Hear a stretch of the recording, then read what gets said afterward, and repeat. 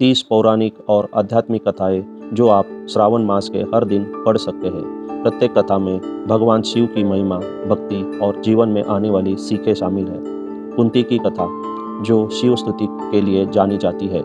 समुद्र मंथन और नीलकंठ, ये कथा शिव का विष प्राशन करना और उसका महत्व बताती है। शिव और सती पार्वती की कथा, यह रुद्र तांडव प्रेम की भूमिका को दिखलाती है।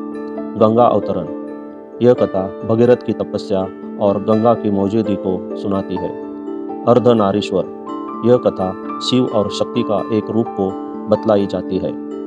कामदेव दहन, शिव का क्रोध और ध्यान की महिमा इस कथा में कहा जाता है।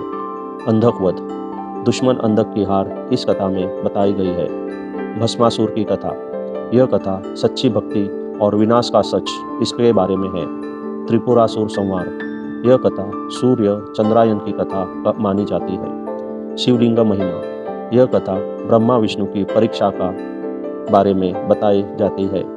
नटराज का तांडव, सृष्टि और विनाश का नृत्य इस कथा में बतलाया गया है। पार्वती और कैलाश विवाह, यह कथा श्रद्धा की प्रबल शक्ति को दिखलाई जाती है। गणेश का सिर कटना, यह कथा हमको ईगो की सीख को बतलाती है। मकर ध्वज, यह कथा परिवार की दिव्यता को दिखलाती है।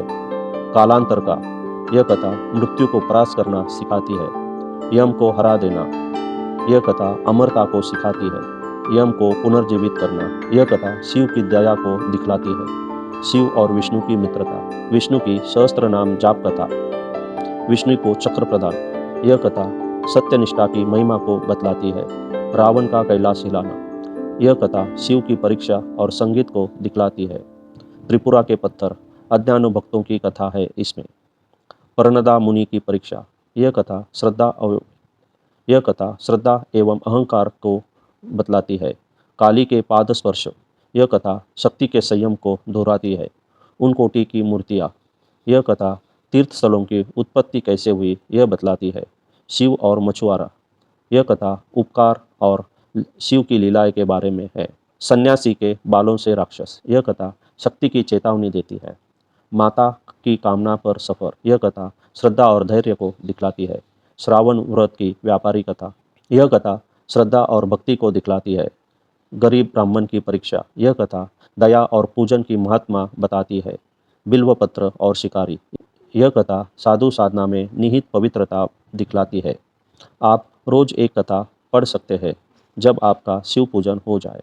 कथा पढ़ने के बाद ओम नमः शिवाय या महामृत्युंजय का जाप करें।